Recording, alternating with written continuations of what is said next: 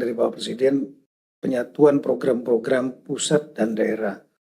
Dan tadi sudah kita lihat juga angka untuk transfer kepada daerah nanti sebesar lebih kurang 650 triliun, tapi dikompensasi oleh kegiatan-kegiatan lain dari KL yang totalnya lebih kurang 1.300 triliun.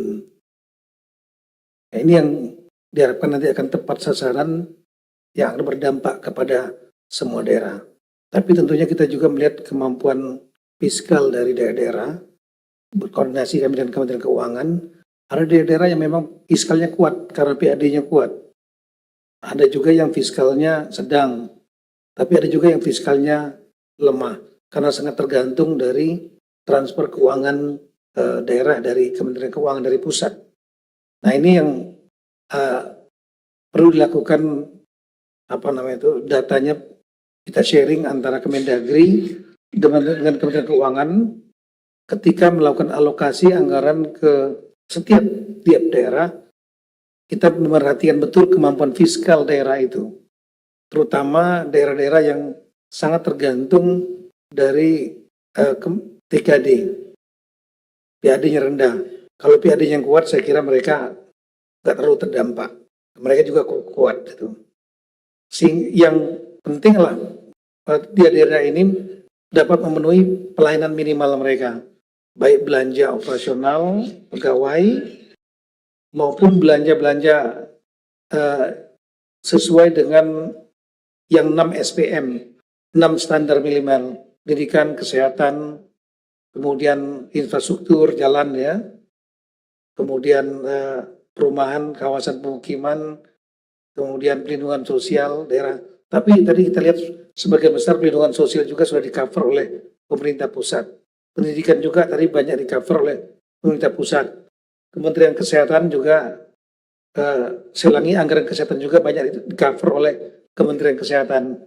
Nanti mungkin kita akan berkoordinasi dengan Kementerian Kesehatan, Kementerian Pendidikan, Kementerian PU yang terutama untuk mengcover problema-problema di 3 bidang yang sangat dasar itu di daerah-daerah. Sehingga meskipun ada pengalian anggaran ke pusat, ke KL, tapi pemerintah tetap berjalan dan dampaknya lebih dirasakan masyarakat karena langsung dikerjakan oleh pemerintah pusat.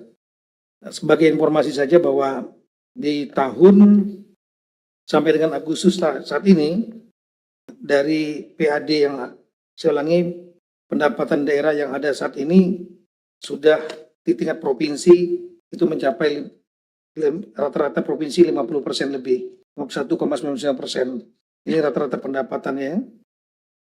Jadi pendapatannya lebih kurang 674 triliun dan belanjanya 562 triliun.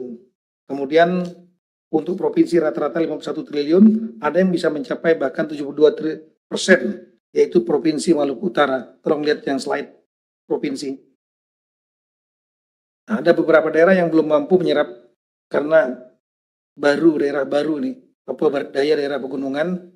Ini kemampuan sumber daya manusianya untuk mengutamakan masalah tata kelola administrasi. Kami memberikan pendampingan bersama dengan BPKP dan Kementerian Keuangan. Ada beberapa kabupaten juga yang sampai dengan bulan Agustus mencapai target yang sangat baik, seperti pendapatannya, meskipun rata-rata 51% saat ini, untuk kabupaten, kota Banjarbaru misalnya 78%. Kemudian untuk kota, untuk kabupaten ada yang mencapai di atas 100% sudah. Sumbawa Barat, ya. Sumbawa Barat ini 104%, meskipun rata-rata kabupaten baru 49%. Dan kemudian untuk tingkat provinsi, belanja tertinggi adalah di Provinsi Jawa Barat. Dan kita lihat di sini ada yang memiliki cadangan yang cukup bagus, seperti Maluku Utara. Ini garis biru lah garis pendapatan, yang hijau dan merah lah belanja yang mereka. Yang bagus lah kalau pendapatan tinggi, belanjanya tinggi. Nah, kita lihat di situ seperti Jawa Barat bagus, Yogyakarta yang warna hijau semuanya bagus, tapi kita warning yang warna-warna merah ini. Nah, ini data-data seperti ini sangat berguna untuk kami berikan masukan kepada Kementerian Keuangan ketika mengalokasikan transfer keuangan daerah di 552 provinsi, kabupaten, kota se-Indonesia. Karena tidak semua memiliki PAD yang tinggi. Nah, daerah-daerah yang PAD-nya rendah sekali atau di daerah yang provinsi baru itu masih nol kadang. Mereka sangat tergantung pusat. Ini diberikan atensi supaya pemerintahan itu tetap berjalan baik dan kemudian program-program yang menjadi kewajiban minimal, pendidikan, kesehatan, dan lain-lain itu tetap berjalan sambil di backup oleh pemerintah pusat. Kira-kira itu strateginya. Terima kasih.